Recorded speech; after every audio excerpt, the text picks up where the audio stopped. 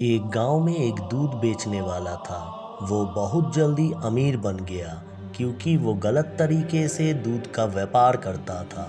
वो नदी पार करके अपने ग्राहक को दूध देता था। नदी पार करने के दौरान दूध में पानी मिला दिया करता। ये करके वो खूब आभूषण और पैसा जमा कर चुका था। इधर उसका बेटा का भी शादी तय हो चुकी थी।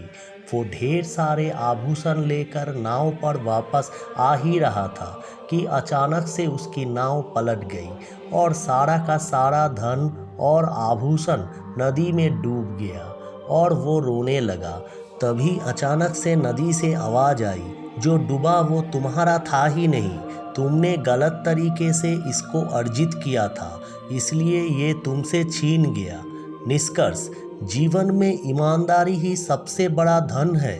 लालच से कमाया गया धन कभी नहीं टिकता, क्योंकि अच्छी कर्मों का हमेशा अच्छा फल मिलता है और बुरे कर्मों का बुरा।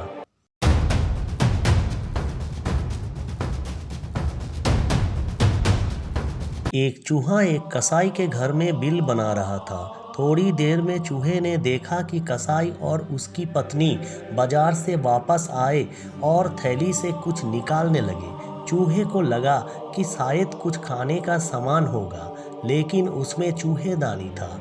चूहा बहुत परेशान हुआ और कसाई के घर से बाहर निकला। कसाई के घर में एक मुर्गा, एक कबूतर और एक बकरा भी रहते थे। चूहा सबसे पहले कबूतर के पास गया और बोला, तुमको पता है आज कसाई चूहेदानी लेकर आया है?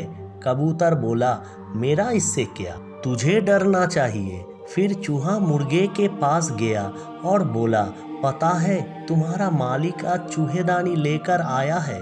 मुर्गा जोर जोर से हंसने लगा और बोला, भाई मेरे इससे क्या, वो तेरे लिए लाया है। आखिर में चूहा बकरे के पास गया। बकरे ने भी वही जवाब दिया। अगले दिन उस चूहेदानी में सांप की पूंछ फंस गई और जैसे ही चूहेदानी की आवाज़ आई तो कसाई की पत्नी देखने चली गई और उसे सांप ने डस लिया। जल्द ही डॉक्टर को बुलाया गया। डॉक्टर ने बताया, आपको ठीक होने के लिए कबूतर का सूप पीना होगा।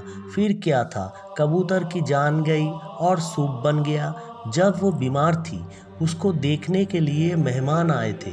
उस समय घर में खाने के लिए कुछ नहीं था, तो उस मुर्गे को काटा गया।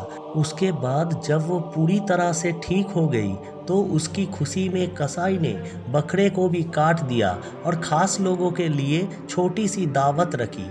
बकरा भी खत्म। निष्कर्ष, कोई अपनी प्रॉब्लम बता रहा है तो उस पर हंसिए नहीं, बल्कि उसकी मुसीबत को समझिए और उसे सुलझाए, क्योंकि वो मुसीबत आप पर भी आ सकती है।